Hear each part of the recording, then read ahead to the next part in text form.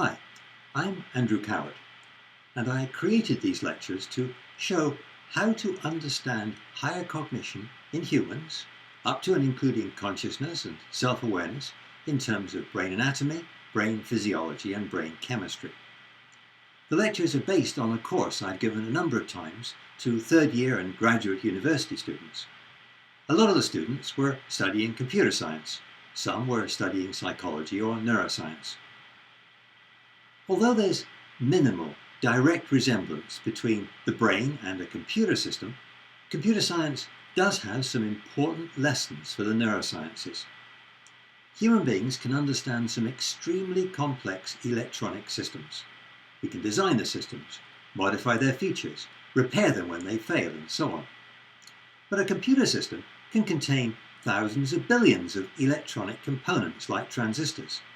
And to support any one feature that's being carried out for a user, a significant proportion of these components may be contributing. So understanding that feature clearly doesn't mean simultaneously imagining the activities of all the components that are currently contributing to it.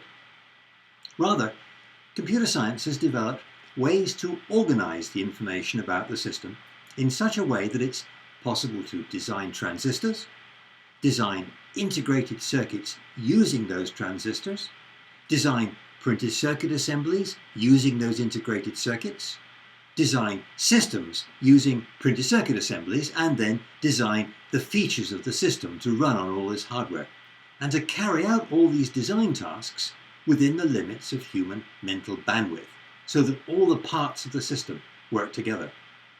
In other words, computer systems demonstrate successful organization of information about extremely complex systems in such a way that humans can understand. Now, most of the time, even designers aren't aware of the magnitude of what's been achieved. For example, applications can be designed in software with almost no awareness of the information structures that make it possible to carry out that kind of design without worrying about the transistor-based hardware that will actually perform the application. Of course, these information structures have been put in place by human beings to make understanding possible. So the obvious question is, why should anything like that exist for the brain? The answer to that question is pivotal, and I get into it in detail in lectures 11, 12, and 13.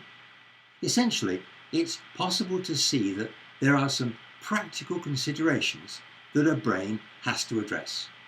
Things like the need to limit the physical information processing resources that the brain needs to carry out all its functions, the need for a brain to learn without interference with earlier learning, and so on.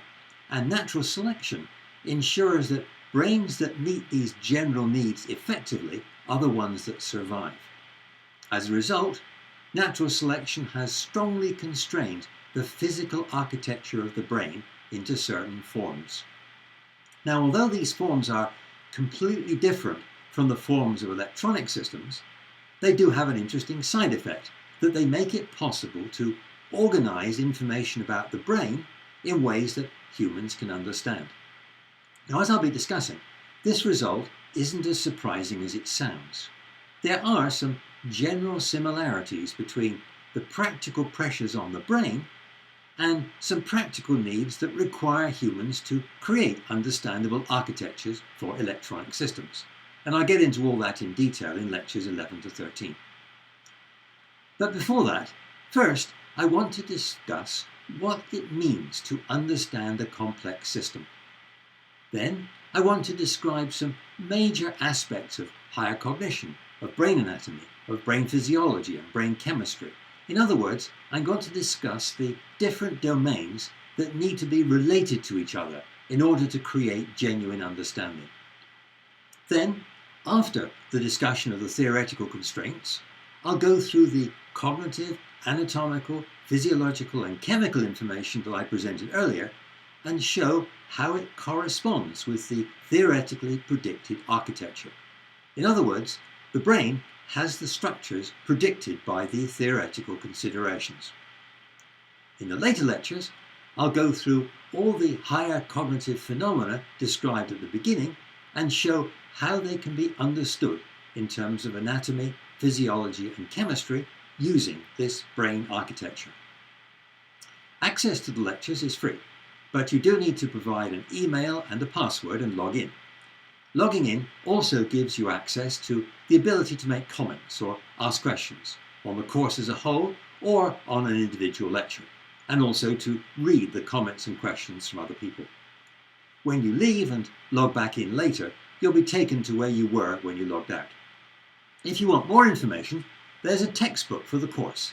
It's published by Springer, and it gets into the lecture material in detail and provides extensive references to the neuroscience literature. The thesis of this course is that it's actually straightforward to understand higher cognition in terms of the activities in the physical brain, provided the right approach to understanding is taken. And although computer systems are completely different from brains, the approaches to understanding complex systems that have been created by computer science are the right approach to understanding the brain.